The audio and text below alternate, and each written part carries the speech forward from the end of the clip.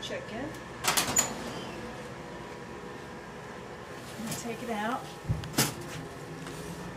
Oh, looking good. Okay, see? You put about 150.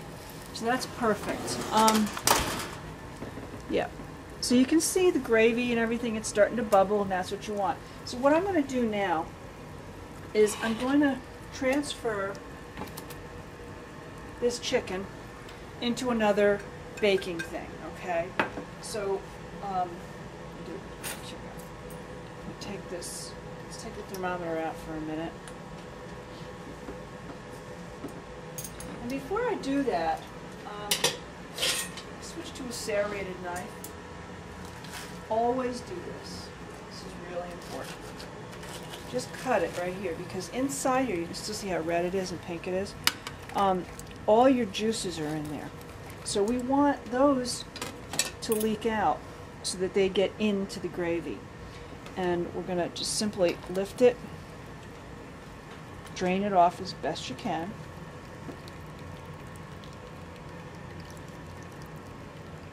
Okay. And put it in your other baking dish. Thermometer back in. Remember, the thermometer is really hot, so use your Whoosies there. Okay, your what do you call these things? Hot pads. And we're going to put it back in the oven. It's good. It's got a good 20 minutes to go.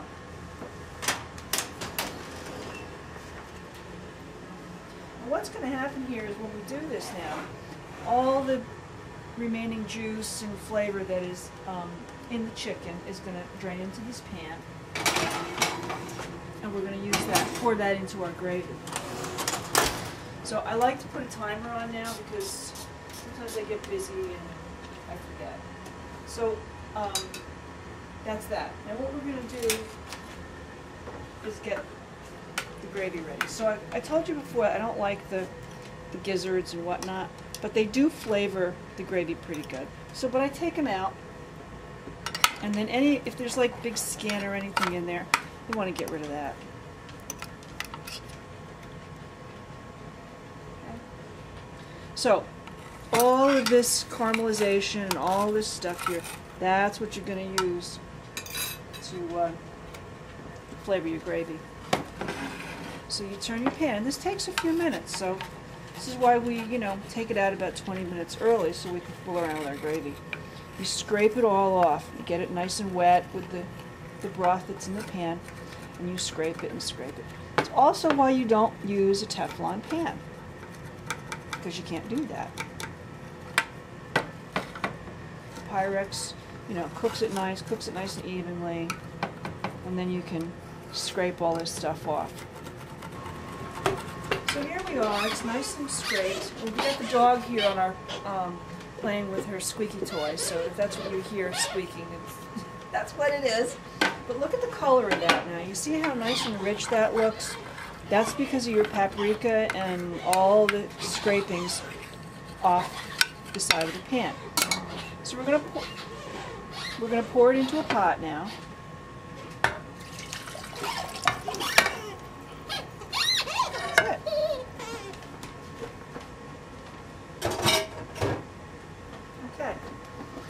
So you've got it. That's a decent amount of gravy.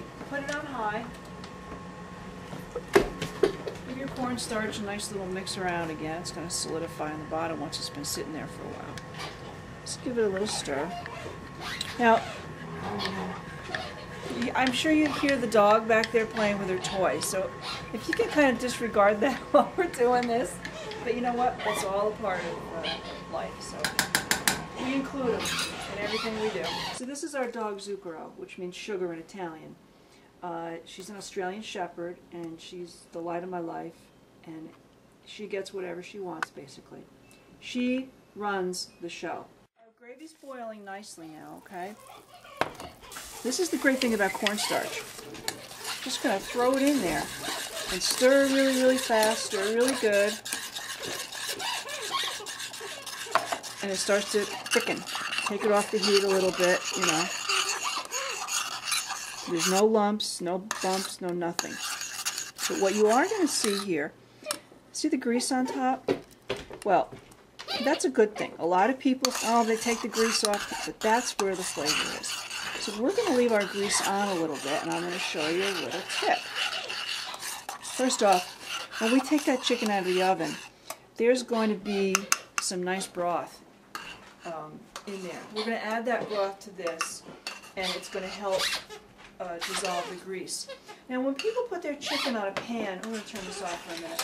When people put their chicken on a rack, it drains the grease down into the pan, and that's what they use to make the gravy.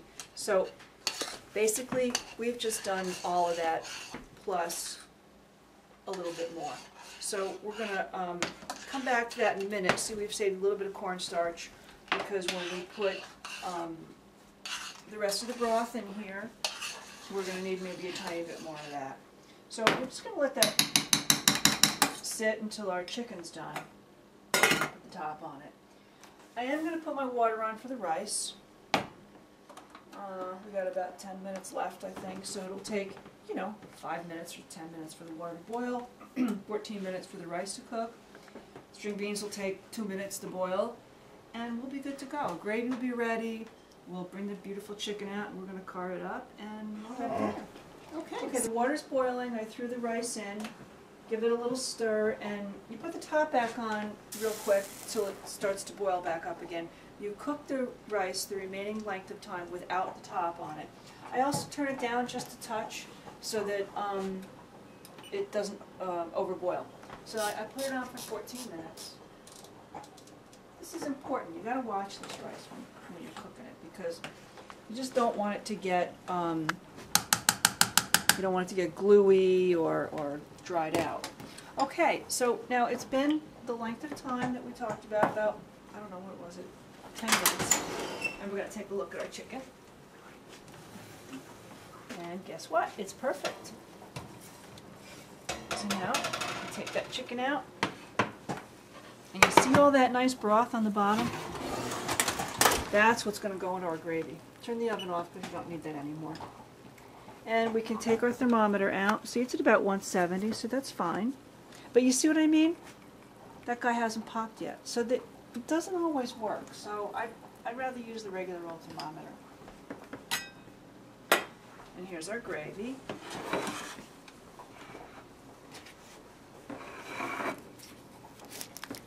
Just pour that broth right in there. Let it drain good. Okay?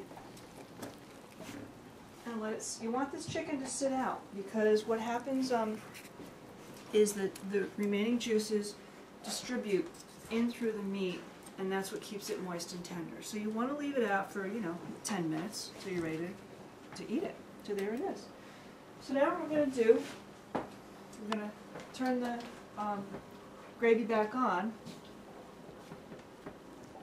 and we're going to finish thickening it a little bit. See that broth in there? It's going to make it really nice. It's starting to thicken a little bit. Starting to boil.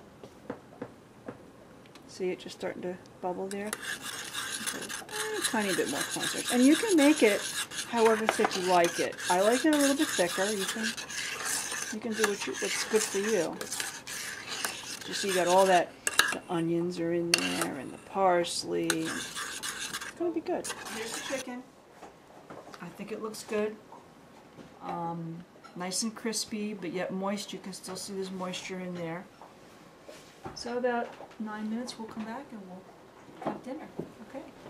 14 minutes. I want you to look at this rice. Flaky. See how it's burst open like this? Flaky and light. Really quick.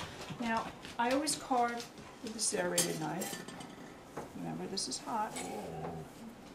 Let's get this guy out of here because it's meaningless. Okay. Fork. Look at that skin. Perfect. So, my husband's here filming this, but I'd like him to... I'll turn the camera onto him so he can... Oh, no you won't. ...sample this meal. Okay. Duncan, please. It's embarrassing now.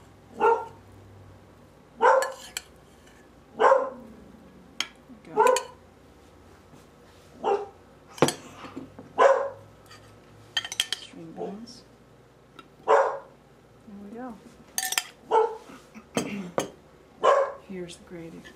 You know what? The meal without gravy is like upstate New York without snow in the winter. You gotta have it, and you gotta have it on everything. There you go. Okay. I'm gonna take the camera away now. I don't know how to film, so I'm gonna let him. There it is. Tell me if that gravy's okay, babe. Mm-hmm. I'm sure it's fine. Here we go. Mm. How is it? Mm. We Bon did it? appetit. All right. Mm. So this is the ending of our first show, Cooking with Deb. And next time, I don't know. What do you want to do next time, honey? Meatloaf? You want to do some meatloaf? We don't eat beef here in this house, so we have found out about ground chicken. Really like it. So we'll do a meatloaf with ground chicken, okay? All right.